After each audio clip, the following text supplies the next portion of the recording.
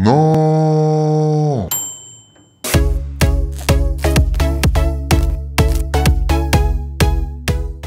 Salut, c'est Christophe, bienvenue pour cette nouvelle vidéo, j'espère que tu vas bien.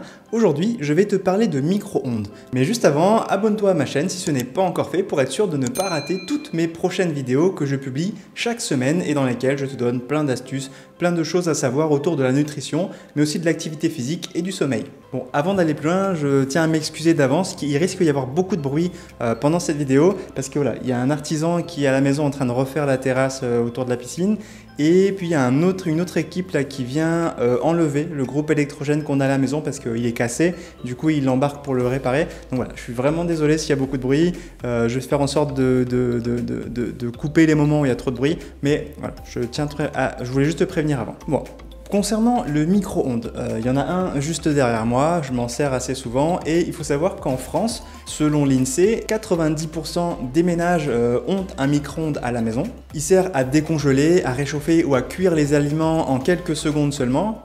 Et en gros, comment ça fonctionne? Ce sont des ondes, des micro-ondes comme son nom l'indique, qui sont semblables aux ondes qu'on trouve dans le Wi-Fi ou dans les ondes radio. Ce ne sont pas des ondes ionisantes comme peuvent l'être les rayons X ou les rayons gamma. Et le fonctionnement, en gros, c'est une fréquence qui est tellement élevée qu'elle agite les molécules d'eau qui sont confinées dans l'enceinte du micro-ondes. Et c'est cette agitation qui va créer de la chaleur. C'est pour ça que ça chauffe. Et que ça chauffe vite dans un micro-ondes. Et si c'est aussi efficace, c'est que quasiment tous les aliments qu'on consomme contiennent de l'eau et c'est grâce à ça que ils arrivent à être réchauffés. Maintenant, quelle est l'influence du micro-ondes sur la qualité nutritionnelle des aliments que tu y réchauffes? Alors, il faut savoir que les aliments cuits au micro-ondes ont quasiment les mêmes valeurs nutritionnelles que les aliments qui sont cuits avec d'autres modes de cuisson.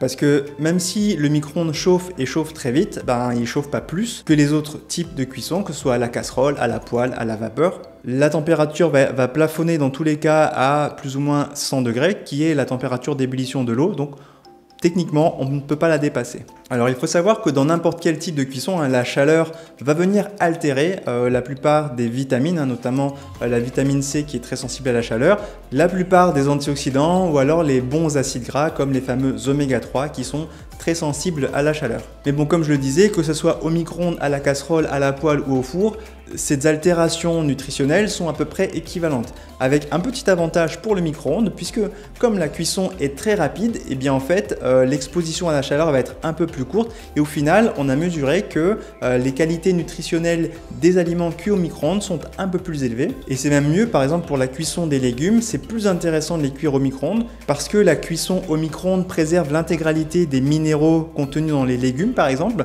puisque quand on les cuit à l'eau, ces minéraux sont dissous dans l'eau qu'on va jeter après la cuisson, alors qu'avec les micro-ondes, un peu comme à la cuisson vapeur douce, eh bien ces minéraux sont conservés. Alors, est-ce que c'est dangereux la cuisson au micro-ondes? À ce jour, il n'y a pas de risque connu par rapport à l'utilisation du micro-ondes sur la santé. La nourriture ne devient pas radioactive une fois sortie du micro-ondes, comme beaucoup de mythes laissent croire. Est-ce que la cuisson au micro-ondes va dénaturer les aliments? Eh bien oui, la réponse claire est claire, mais de la même manière que n'importe quel autre type de cuisson le ferait. Et puis, il faut savoir qu'aujourd'hui, le micro-ondes est utilisé dans les familles depuis plus de 50 ans de manière intensive, donc on a un certain recul aujourd'hui et les statistiques n'ont pas démontré une augmentation de risque particulier avec l'utilisation des micro-ondes. Mais dans tous les cas et par principe de précaution, il faut utiliser de manière raisonnable le micro-ondes. Qu'est-ce que ça veut dire? Ça veut dire qu'il y a des bons usages à avoir, notamment il faut faire attention au type de contenant et aux récipients qu'on utilise avec un micro-ondes. Tous les récipients en plastique qui contiennent du bisphénol A, qui est reconnu pour être un perturbateur endocrinien. En France aujourd'hui, il est interdit à la vente, mais malheureusement, il y a encore des vieux bols dans les placards de certaines personnes qui en contiennent encore. Donc, si je peux te donner un conseil, jette dès à présent tous les vieux bols en plastique qui existaient avant la réglementation qui interdit la vente de produits contenant du bisphénol A. Et après, est-ce que les ondes peuvent sortir du micro-ondes et être dangereuses pour nous? Eh bien, a priori non. Tant que le micro-ondes est dans un bon état et il faut savoir que les normes sont quand même très strictes et la probabilité de casser un micro-ondes, c'est la même que de casser une machine à laver ou un frigidaire. Donc, elles sont plutôt faibles. Le micro-ondes est en lui-même une espèce de cage de Faraday qui emprisonne les ondes à l'intérieur, et même en général, juste derrière la vitre, là, il y a une petite grille en forme de nid d'abeille derrière qui a été faite et qui est calculée pour ne pas laisser passer la moindre onde électromagnétique depuis l'intérieur du micro-ondes. Donc, techniquement, il n'y a pas de risque de fuite de micro-ondes tant que le micro-ondes n'est pas endommagé. Et puis, quand on ouvre le micro-ondes, les ondes ne peuvent pas sortir. Il faut savoir, faut se dire que c'est un peu comme une ampoule. Une fois que tu as éteint l'interrupteur, la lumière n'émet plus. C'est pareil, dès que le micro-ondes s'est arrêté, il n'émet plus d'ondes et il n'y a pas d'ondes qui vont se balader partout. D'ailleurs, il n'y a pas d'ondes dans les aliments puisque les ondes s'arrêtent d'être émises au moment même où on arrête le micro-ondes. D'ailleurs, on dit souvent qu'il faut attendre quelques secondes dès qu'on a sorti un aliment du micro-ondes. Alors, ce n'est absolument pas pour laisser les ondes s'évaporer.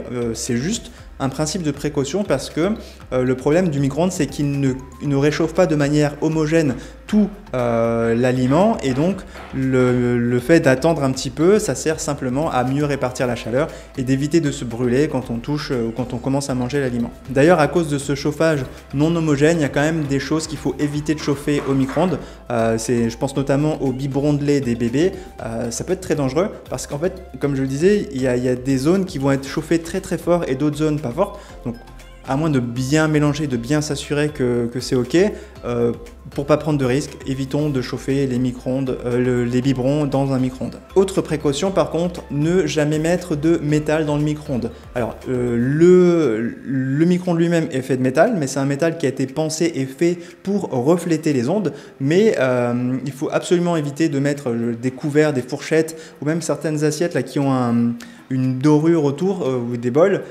Pourquoi? Parce que comme ils ne contiennent pas d'eau, ils vont pas absorber les micro-ondes et elles vont se concentrer aux extrémités et ça peut faire un petit arc électrique et ça peut être dangereux. En général, les composants adaptés au micro-ondes sont tout ce qui est en céramique émaillée, le verre, le carton parfois peut marcher et le plastique adapté. Pour en être sûr, il faut regarder sous le bol. En général, il y a le petit logo qui dit que c'est adapté au micro-ondes. Et bien sûr, si tu achètes des aliments industriels, il faut bien suivre les recommandations du fabricant sur comment le réchauffer au micro-ondes. Et quand tu achètes ton micro-ondes, il faut bien s'assurer qu'il respecte les normes NF, qui est une norme très stricte, comme je te le disais tout à l'heure, et qui assure que le micro-ondes est de bonne qualité et qui ne va pas être dangereux pour ta maison et ta famille. Alors, si le micro-ondes n'est pas dangereux, pourquoi on a cette croyance où on entend souvent les gens dire que l'utilisation du micro-ondes peut être cancérigène? Eh bien, attention à cette confusion, il n'y a pas de risque avéré sur l'utilisation du micro-ondes par rapport au cancer, mais par contre, ce qui peut être cancérigène, c'est l'utilisation de certains matériaux comme les fameux plastiques dont je te parlais, qui, quand ils sont soumis à une forte température, vont libérer des substances chimiques dans les aliments, et c'est ces substances qui deviennent dangereuses et potentiellement cancérigènes. D'où l'intérêt de faire très attention au récipient dans lequel tu réchauffes tes aliments. Pour récapituler, il n'y a pas de risque pour la santé quand on utilise le micro-ondes. Il y a quand même certaines personnes qui sont anti-micro-ondes, qui disent que le fait que le micro-ondes chauffe trop vite les aliments provoque un changement de structure des aliments qui est non naturel. Aujourd'hui, on n'a pas d'études qui le démontrent, mais par principe de précaution, il vaut mieux faire attention et utiliser le micro-ondes de manière modérée à la maison. Quoi qu'il en soit, le micro-ondes est très pratique, ça permet de chauffer rapidement les aliments, il préserve une partie des nutriments, donc tant qu'à faire, autant en profiter. Et puis, tant que le micro-ondes est bien entretenu, tu peux cuire à condition de cuire pas très longtemps tes aliments. Et puis, en bonus, je te donne quelques petits conseils. Dans tous les cas, essaye de manger régulièrement des aliments crus, notamment les légumes. En termes de crudité, c'est pas mal. La valeur nutritionnelle sera dans tous les cas bien meilleure que quand c'est cuit. Et puis, c'est pas toujours utile ni intéressant d'un point de vue nutritionnel de réchauffer tous ces aliments. Par exemple, il se trouve que certains aliments froids sont plus intéressants, notamment la pomme de terre froide, une fois qu'elle a été cuite et refroidie dans une salade de pommes de terre, eh bien l'amidon de la pomme de terre qui a été refroidi a une structure moléculaire qui est particulièrement intéressante, notamment pour nourrir ton microbiote intestinal. Donc, c'est intéressant de temps en temps de manger froid. Et pareil pour le riz froid ou les pâtes froides, c'est-à-dire quand on les utilise en salade de riz ou en salade de pâtes, après les avoir cuits bien sûr et refroidis, c'est très intéressant d'un point de vue santé. Autre conseil, évite de réchauffer plusieurs fois le même aliment parce que voilà, plus tu vas le chauffer et plus tu vas dénaturer les quelques vitamines qui ont réussi à subsister, que ce soit au micro-ondes ou pas d'ailleurs. Dernier conseil santé, par précaution, il vaut mieux éviter de rester à côté du micro-ondes pendant qu'il est en train de fonctionner, surtout pour les personnes qui portent un pacemaker ou un stimulateur cardiaque, puisque voilà, aujourd'hui on a observé certaines choses un peu bizarres qui se passaient, donc par précaution, évitons de se mettre trop près d'un micro-ondes pendant qu'il fonctionne.